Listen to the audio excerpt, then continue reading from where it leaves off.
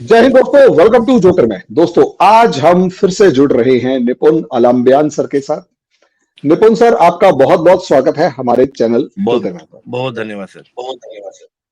आपने जो पिछला वीडियो हमारे साथ बनाया, आपके बहुत सारे स्टूडेंट्स जो अन अकेडमी में पढ़ते हैं वो आके जी कमेंट कर रहे थे, तूफानी है फैकल्टी, तूफानी है फैकल्टी। मुझे बड़ा अच्छा लगा। मैं तो जानता ही बहुत हूँ कि आप धन्यवाद बहुत अच्छे से, और आपकी जो बुक इंटरनेशनल रिलेशंस और इंटरनल सिक्योरिटी पे है वो तो गजब है ही। अब अन अकेडमी वाला जो चैप्टर था वो भी आपने जब खोल दिया, मतलब बच्चों ने खोल जी। दिया, वो आपने नहीं बताया, वो बच्चों ने बताया। तो मुझे जी बड़ा अच्छा धन्यवाद लगा सर। कि हाँ, यूपीएससी फैकल्टी जिस तरीके से पढ़ा रहे होते हैं वो एक अलग ही लेवल है। Thank you sir. Thank you very much sir. Thank you very much sir. Thank you. आज आपने टाइम दिया। एक सिंपल खबर आई है और खबर ये है कि ताइवान के चारों तरफ अमेरिकन वॉरशिप्स इकट्ठा हो गई है। सॉरी सॉरी, जी चाइनीज वॉरशिप्स ताइवान की जो बॉर्डर है उसको क्रॉस करके उसको चारों तरफ से घेर के खड़े हो गए हैं। जी। ट्रंप क्या करेगा? कहीं ऐसा तो नहीं कि चाइना को लगा कि अब ट्रंप ने यूक्रेन मामला तो सुलझा दिया। पहले तो चाइना ने पूरी कोशिश करी कि ट्रंप यूक्रेन में उलझा रहे, उलझा रहे, उलझा रहे।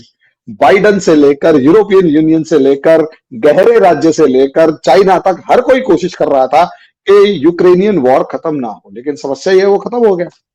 अब खत्म भी जी। इस तरीके से हुआ कि जैसे कहते हैं ना, सबको उसके कि तुम्हारी ऐसी तैसी, कैसे खत्म नहीं जी। करोगे, तो सब जी। मिमियाने लग गए।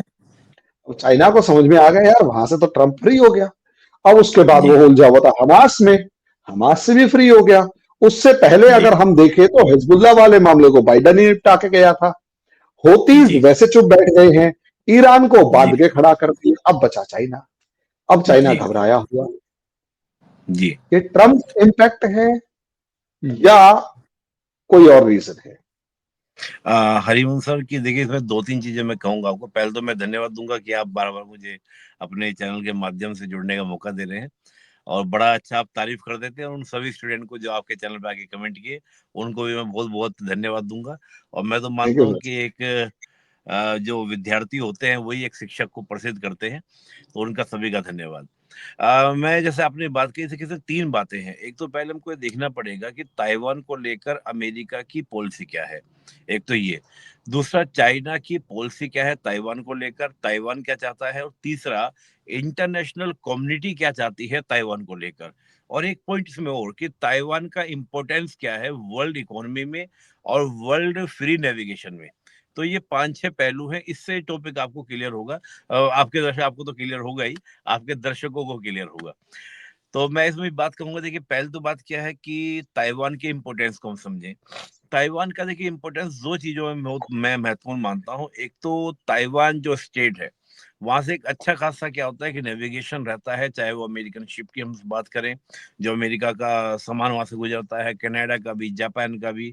जापान का कम खास तौर से मैं कहूंगा तो अमेरिका या आपका जो नॉर्थ अमेरिका कंट्रीज है, कनाडा और आपका अमेरिका, यूरोप की भी कुछ कंट्रीज का उनका निकलता है। तो एक तो ये इंपॉर्टेंस फ्री नेविगेशन। वर्ल्ड में चाहे अमेरिका हो, भारत हो, कोई भी देश हो, सब लोग फ्री नेविगेशन का समर्थन करते हैं। और जो एक 1986 की फ्री नेविगेशन की जो ओशन ट्रीटी है, उसका रेस्पेक्ट करने की बात सब लोग बोलते हैं। दूसरा बात क्या है कि जो ताइवान ने चिप टेक्नोलॉजी, आप जानते हो जो चिप बनते हैं, उसमें ताइवान ने कमाल किया है। और वो जो कमाल है उसको हर कोई देश क्या करता है, कंसीडर करता है कि काश ताइवान से हमारे अच्छे रिलेशन हो और हमको वहां से चिप सप्लाई होता रहे। अगर चिप सप्लाई ताइवान से होता रहेगा तो देशों की इकोनॉमी में काफी पुश मिलेगा। लेकिन अगर चाइना उसको कंट्रोल कर लेता है, उस चिप पूरी पूरी इंडस्ट्री को, तो होगा क्या कि इसका पूरा का पूरा जो कहता है कि जो पूरा पावर सेंटर हो जाएगा वो चाइना हो जाएगा। तो इकोनॉमिकल और फ्री नेगोशिएशन में ताइवान का एक इंपोर्टेंस ही होता है। अब यहाँ पर हम बात करें चाइना की। 2013 की बात है सर। 2013 में एक अखबार है, मैं नाम उसका मिस कर गया हूँ, अखबार में एक रिपोर्ट छपती है। और रिपोर्ट थी वो पीपल्स आर्मी को लेकर। और पीपल्स आर्मी का उन्होंने एक डॉक्यूमेंट पब्लिश किया था। मैं आपको अखबार का लिंक दे दूंगा ताकि आप अपने डिस्क्रिप्शन में डाल दीजिएगा, ताकि हमारी बात प्रमाणित हो जाए। तो उसने एक 6 वॉर का डिक्लेरेशन दिखाया कि चाइनीज जो पीपल्स आर्मी है, उसका 6 वॉर का डिक्लेरेशन है कि 2060 तक वो 6 वॉर करेंगे। जिसमें उन्होंने पहला वॉर दिखाया था कि हम ताइवान को लेकर करेंगे और 2025 तक हम ताइवान को मिला लेंगे। तो अभी तो मुझे देखिए 2025 तो चल रहा है, और जिस प्रकार से आपने कहा कि बिल्कुल घेर लिया है, और वो डॉक्यूमेंट के अकॉर्डिंग ये बात सही भी हो रही है। लेकिन जैसा देखने को मिल रहा है कि चाइना का कुछ ऑफिसर्स का कहना ये है कि 2027 तक हम ताइवान को अपने मिला लेंगे। उसमें ये भी है कि अरुणाचल प्रदेश को कब मिलाया जाएगा, उसमें ये भी है जापान का जो सोकाकू आइलैंड है उसको कब मिलाया जाएगा।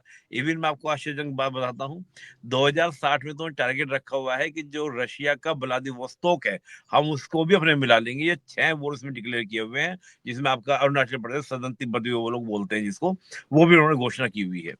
तो अगर हम उस डॉक्यूमेंट को सही माने, और जो वो पब्लिश हुआ था उस न्यूज़पेपर की एजेंसी के अंदर, वो ताइवान की न्यूज एजेंसी है, तो उसमें जो पब्लिश हुआ था वो बात आपको सही होने में दिख रही है। चाइना का मानना यह है कि ताइवान एक सॉवरेन कंट्री नहीं है, वो चाइना का ही पार्ट था। 1949 में जब कम्युनिस्ट रिवोल्यूशन हुआ चाइना के अंदर, तो हम कंट्रोल नहीं कर पाए, लेकिन ये हमारा ही पार्ट, हम इसको मिलाएंगे। और चाइना इसको लेकर बड़ा एग्रेसिव भी रहता है, वन चाइना पॉलिसी में डिक्लेयर करता है। अगर कोई भी देश ताइवान को एक इंडिपेंडेंट कंट्री डिक्लेयर करता है तो चाइना इस पर एग्रेशन दिखाता है।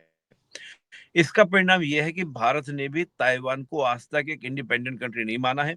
और हम जानते हैं मोहन सर, हरिमोहन सर, कि जो कोई भी कंट्री, किसी भी कंट्री को अगर हम एक पॉलिटिकली रिकॉग्नाइज करते हैं, जिसको हम लोग कहते हैं ना कि एक मान्यता देते हैं, तो उसके अंदर फिर हमारी एम्बेसी होती है।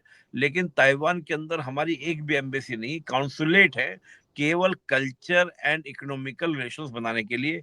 पॉलिटिकल एंड डिप्लोमेटिक रिलेशंस हमारे नहीं है। और सेम यही कंडीशन अमेरिका की भी है। अमेरिका भी चाइना की वन चाइना पॉलिसी को एक्सेप्ट करता है, ताइवान को एक सॉवरेन कंट्री नहीं मानता है। तो एक तो आप समझिए कि चाइना का पॉलिसी क्या है, और चाइना की पॉलिसी के साथ दुनिया का इंटरेक्शन क्या है। अब इंटरेस्टिंग बात यह है, जो अमेरिका ताइवान को एक सॉवरेन कंट्री नहीं मानता, लेकिन उसके बाद भी वो ये कहता है अमेरिका कि ताइवान को अपनी फ्रीडम बनाए रखने का अधिकार है, और ताइवान को पूरा वो अपने जो वेपन्स हैं वो भी क्या करता है, सप्लाई करता है ताइवान को, कि अच्छा खासा सप्लाई, चाहे वो जेट्स की बात करें, मिसाइल्स की बात करें, सब सप्लाई करता है। भारत भी रिलेशन रखता है ताइवान से, लेकिन इकोनॉमिकल और आपका कल्चरल रिलेशन रखता है। अब यहाँ पर बात यह है कि अमेरिका ये जो डॉयल, इसको मैं कहूंगा डॉयल पॉलिसी, मतलब दोहरेपन की नीति है, कि एक तरफ तो आप उसको सोवरेन मान दे रहे हैं, दूसरा आप उसको सप्लाई भी कर रहे हैं। तो ये क्या नीति है, ये क्या पॉलिसी है? देखिए, अमेरिका की एक पॉलिसी रहती है जिसको हम सिंपल भाषा में कह सकते हैं कि दो मुर्गे लड़ाओ, और दो मुर्गे लड़ा के उसका आपको बेनिफिट उठाओ। रशिया यूक्रेन वॉर में हुआ क्या? यूक्रेन के माध्यम से रशिया का जो एक दबदबा था, जिसको कहते हैं ना दबदबा, आप सोचिए सेकंड वर्ल्ड वॉर के बाद रशिया के क्षेत्र में कोई घुसा, जिसको हम कुर्श रीजन बोलते हैं, उसमें घुसा, और वहां पर जाकर एक क्षेत्र के ऊपर यूक्रेनियन ने कब्जा कर लिया। तो जो एक रशिया का एक जो एक मनोबल था वो तोड़ने का प्रयास, कि तुम भैया बाहुबली नहीं हो, इस तरह की बात मत सोचो, अगर हम चाहेंगे तो हम छोटे से पिद्दी से देश से तुम्हें उड़वा देंगे, तुम्हें तोड़वा देंगे। तो रशिया का एक मनोबल तोड़ने का प्रयास, और इतने लंबा समय हो गया रशिया को लड़ते हुए, यूक्रेन को फाइनली कंट्रोल नहीं कर पाया। यूक्रेन तो बर्बाद हुआ है, इसमें नो डाउट, यूक्रेन बिल्कुल खत्म हुआ। एक था जेलेंस्की, हो गया, इतिहास में दर्ज हो गया कि एक मूर्ख देश कौन था, या मूर्ख राष्ट्रपति कौन था, या जोकर प्रेसिडेंट कौन था, जिसने अपने देश को झोंक दिया केवल किस लिए, वेस्ट के इंटरेस्ट में। तो ये एक आपको देखने को, तो यूक्रेन तो खत्म हुआ, लेकिन उसने रशिया का भी एक मनोबल तोड़ने का प्रयास किया।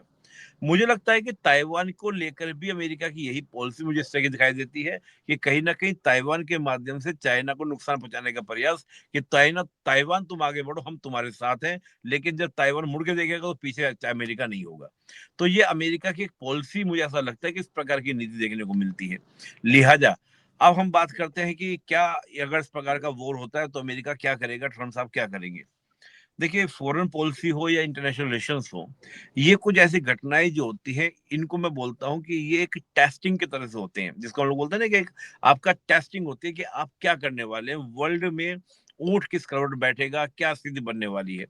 अब अमेरिका की फॉरेन पॉलिसी की टेस्टिंग होगी, क्या वो ताइवान के साथ खड़ा होता है और ताइवान की मदद करता है। अगर मदद करता है तो इसका मतलब ये क्लियर होता है कि अमेरिका अपने अलाइज कंट्रीज के साथ, क्योंकि केवल ताइवान का मसला नहीं है, ये मसला वियतनाम का भी है, फिलीपींस का भी है, जापान का भी है। तो वो सब समझ जाएंगे कि अमेरिका हमारे साथ कितना खड़ा होगा। अगर अमेरिका खड़ा नहीं होता है तो इसका मतलब जापान, वियतनाम, फिलीपींस, जितने कंट्रीज हैं जो अमेरिका को अपना अलाइज मानते हैं, इनके सामने एक यक्ष प्रश्न होगा कि अमेरिका नहीं तो कौन। और वहां उस एक वैक्यूम को फिल करने का प्रयास, जैसे कि ये पूरा रीजन इंडो पैसिफिक रीजन में आता है, इंडो पैसिफिक स्ट्रेटेजी का पार्ट है, तो मुझे लगता है उस वैक्यूम को फिल करने का नंबर आता है भारत का। भारत यहाँ पर एंट्री करेगा। और देखिए, भारत के लिए एंट्री करना इसलिए भी जरूरी है कि अगर ताइवान यहाँ पर कंट्रोल करता है, नियंत्रण ताइवान के ऊपर चाहे चीन कंट्रोल करता है, तो ये चाइना के एक एग्रेशन का मनोबल बढ़ाना होगा। और ये एग्रेशन फिर जापान की ओर भी दिख सकता है, वियतनाम की ओर भी दिख सकता है, फिलीपींस की ओर भी दिख सकता है, और भारत की ओर भी दिख सकता है। तो मुझे लगता है कि एक अलग तरह का एशिया में सिनेरियो बनेगा, चाइना के सामने ये सब देश खड़े होंगे, ये मुझे सिनेरियो देखने को लग रहा है। और ताइवान के लोग, देखिए ताइवान में भी दो गुट है आज की तारीख में हम देखें। एक तो ताइवान के जो लोकलाइट लोग हैं जो वहां पर हैं, वो तो चाहते हैं कि हम इंडिपेंडेंट रहें, लेकिन जो एक समय में, जिनको हम कोयमितांग या केएमटी ग्रुप कहते हैं, जो एक समय में आए थे ताइवान चाइना से भागकर, जिसको हम लोग बोलते हैं वहां पर एक व्हाइट टेरर बना दिया था उन्होंने, काफी एट्रोसिटीज वहां पे उन्होंने की थी, वो ग्रुप कहीं ना कहीं बात करता है कि चाइना से हमारी दोस्ती हो जाए, साथ में रहा जाए। और जो आप वर्ल्ड में भी डायस्पोरा देखेंगे, वो डायस्पोरा भी कहीं ना कहीं आपको दिखाई देगा, वो चाइना और ताइवान को एक ही मानता है। तो वहां भी इस प्रकार की जो गुटबाजी है उसका भी आपको इम्पैक्ट देखने को मिलेगा। लिहाजा वर्ल्ड में इस प्रकार के इलेक्शन, मुझे लगता है एक बात और भी मुझे लगती है, जो मेरे को अपना एक अंदर से इंट्यूशन आ रहे हैं, कि अगर चीन यहाँ पर कंट्रोल करता है, नियंत्रण करता है, तो अमेरिका के डोनाल्ड ट्रंप का जो दावा पनामा को लेकर है या ग्रीनलैंड को लेकर है, वो और मजबूत होगा। अमेरिका फिर वर्ल्ड के सामने कह सकता है कि मैंने, देखिए चीन ताइवान पे कब्जा कर रहा है, और चीन की क्या है एक्सपेंडरी, क्या है आपकी अप्रोच है, वो ग्रीनलैंड की ओर भी आ सकता है, पनामा की ओर भी आ सकता है, तो मेरी मजबूरी है कि मुझे कंट्रोल करना होगा। तो ऐसा भी हो सकता है कि अमेरिका हल्के से निकाल दे और फिर ग्रीनलैंड और पनामा पे अपना कंट्रोल कर ले। तो वर्ल्ड पॉलिटिक्स में जो दिखता है सामने से, कई बार वो होता नहीं, उसमें पीछे बहुत सारी क्या होती है बड़े कैनवास पे, और हम कैनवास पे लगा के अलग अलग जगह बैठ के ना दूरबीन लगा के देखेंगे, लेंस लगा के, तो चीजें कुछ और निकल कर आती हैं। तो बहुत सारी चीजें यहाँ पर क्या होंगी आपको देखने को मिलेंगी। लिहाजा मुझे लगता है कि अमेरिका बहुत ज्यादा हस्तक्षेप नहीं करेगा, क्योंकि डोनाल्ड ट्रंप का कहना यह है कि मैं उस प्रकार के वॉर में न उलझूं। हाँ, ये जरूर है कि ताइवान को मदद कर सकते हैं, जापान को बढ़ावा दे सकते हैं, भारत को मदद कर सकते हैं, लेकिन खुलकर वो सामने नहीं आएगा अमेरिका। यानी वो खुलकर सामने नहीं आएगा, ताइवान तुम संघर्ष करो, हम तुम्हारे साथ हैं, और जी। पीछे मुड़ के देखेगा तो ताइवान नजर नहीं आएगा। तो क्या अमेरिका नजर नहीं चाइना आएगा। के सामने ताइवान कुछ दिन टिक पाएगा? नहीं, देखिए ताइवान में ये तो नहीं कहूँगा कि यूक्रेन भी नहीं टिक पाता। अगर देखा जाए कहाँ रशिया की पावर, देखिए मैं यूक्रेन मानता के हूँ कि, पास एक गुरिल्ला टैक्टिक के लिए एक बड़ा स्पेस था, ताइवान के पास नहीं है। नहीं देखिए क्या ना, मैं एक बात जानता हूँ मोहन सर, कि अगर आप देखें थोड़ा सा, जो वॉर होती है, वॉर में पूरा एक स्ट्रेटजिकल गेम होता है। और हम अगर ये मानते हैं कि चीन के सामने मेरे और रशिया के सामने यूक्रेन, एक मुझे वियतनाम वॉर की बात याद आती है। वियतनाम वॉर में अमेरिका को क्या छक्के छुड़ाए थे अमेरिका को वियतनामियों ने। ऐसे बहुत सारे आपको उदाहरण देखने को मिलेंगे। और रशिया की जैसी ताकत तो नहीं है। अब देखिए हमस पे इसराइल ने अटैक किया, इसराइल क्या पावर है, हमस क्या पावर है, कुछ भी नहीं। आप अंतों का तो ठीक है, आपने लोगों को खूब मार दिया, हमस को आपने बोला, आपने पूरा एकदम गाजा को नेस्तनाबूद कॉम्प्रोमाइज कर तो दिया, फिर भी मिटा करना कर पड़ा। दिया। लेकिन फिर भी तो आप अपनी बातों को मना नहीं पाए ना, आपने अब तक भी अपनी बंदी छुड़ा नहीं पाए, आपका जो मोटिव था बंदी छुड़ा ही नहीं पाए।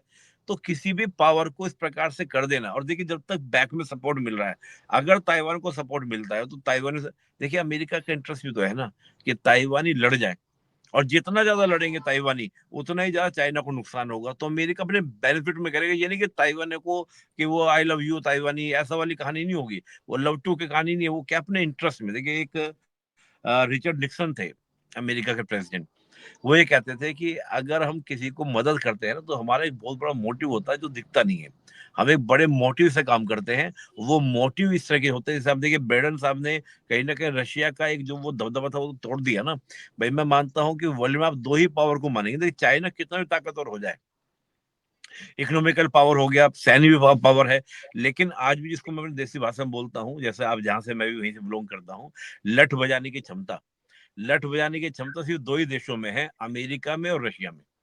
आज भी कहते हैं ना, जो एकदम लठ बजाने, या फिर इसराइल में। ये तीन देश ऐसे हैं जो ताकत होने के बाद लठ बजाने की क्षमता भी रखते हैं, लेकिन चीन कई बार इस प्रकार का एक्शन दिखाएगा और फिर वापस आ चला जाएगा, ये वापस नहीं जाते। तो एक जो चाइना में अभी भी जो एक हेजिटेशन पॉलिसीज जो है, यानी कि हेजिटेशन जो रहता है वो चाइना में दिक्कत करता है। तो अब लिहाजा देखना होगा, और ये चल ही रहा है ट्रांजेक्शन फेज, एक क्योस का एनवायरनमेंट पूरे वर्ल्ड में ही है, तो लिहाजा देखना होगा कि इस अग्रेशन का क्या रिजल्ट निकलता है।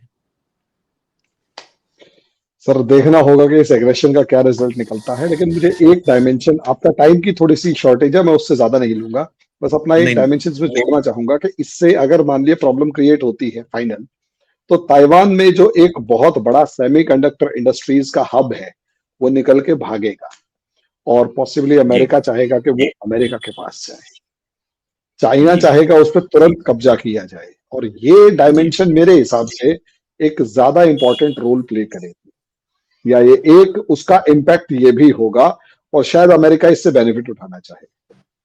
जी जी। खैर देखिए, सर, हाँ सर। आपने बड़ा हाँ, आपने बड़ा इंटरेस्टिंग क्वेश्चन किया रिमोहन जी। हुआ ये था, जब कोविड-19 का दौर हुआ और डोनाल्ड ट्रंप उस समय थे, उन्होंने पूरा एकदम प्रयास किया, वुहान वायरस, एक चाइना की जो इमेज थी डैमेज करने का प्रयास किया। बहुत सारी अमेरिकन कंपनी, जापान कंपनी, बहुत सारी कंपनी कहा कि हम चाइना से अपने इन्वेस्टमेंट बाहर निकालेंगे, और जब बाहर निकालेंगे तो हम नया टारगेट बनाए कि हम भारत में इन्वेस्टमेंट करेंगे। लेकिन तभी क्या किया चाइना ने, गेम क्या किया, वियतनाम से जाके दोस्ती कर ली कि सुनो, हम तुम्हारे यहाँ पे क्या करेंगे, इन्वेस्टमेंट भिजवाएंगे, हम शर्त लगा देंगे कि अगर आप भारत इन्वेस्टमेंट लेके जाओगे तो हम आपको यहाँ से अपनी इंडस्ट्री उखाड़ने नहीं देंगे। तो लिहाजा उन सारी कंपनियों ने क्या किया, वियतनाम में इन्वेस्टमेंट कर दिया। देखिए, चाइना इस बात को जानता है कि अगर इस पूरी दुनिया में आज मुझे कोई चैलेंज कर सकता है तो वो है सारे जहां से अच्छा हिंदुस्तान हमारा। केवल हिंदुस्तान। ये देश है जो आपको चैलेंज कर सकता है। रीजन सिर्फ इतना सही है कि आज इंडिया के पास में, India have a lot of potential. चाहे वो यूथ के बाद हम बात करें, एम्बिशन वाला कंट्री है, और एक वर्ल्ड में जिस प्रकार के मूल्य लेके भारत चल रहा है, कल्चरल वैल्यूज, समाज वैल्यूज, उससे इंडिया की एक बहुत ही सॉफ्ट पायर इमर्ज हुई है। तो उस कारण कहीं ना कहीं चीन को लगता है कि भारत वो देश है जो मुझे चैलेंज कर सकता है, तो वो तमाम तरह के अड़ंगे अड़ाएगा कि इंडिया के अंदर चिप ना जाए, यानी कि जो चिप इंडस्ट्री इंडिया के अंदर ना जाए। तो ये भी बड़ा इंटरेस्टिंग होगा कि यहाँ पर इंडिया की डिप्लोमेसी कैसे काम करती है, हम कैसे वियतनाम, फिलीपींस, जापान जैसे देशों को अपने से जोड़ते हैं और एक नया अलायंस जो है वो चीन के सामने खड़ा करते हैं।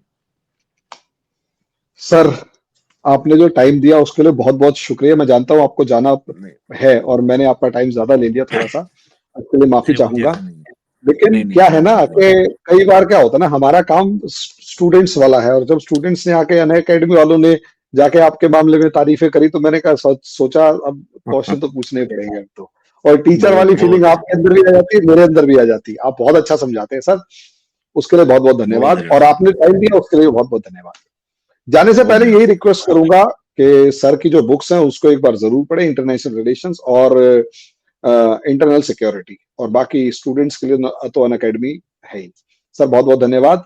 जाने से पहले बहुत ये भी धन्यवाद रिक्वेस्ट सर। करूंगा कि हमारे चैनल्स को लाइक करें, सब्सक्राइब करें, शेयर करें, बेल आइकन जरूर दबाएं। Thank you very much sir. Thank you very much sir. नमस्कार सर।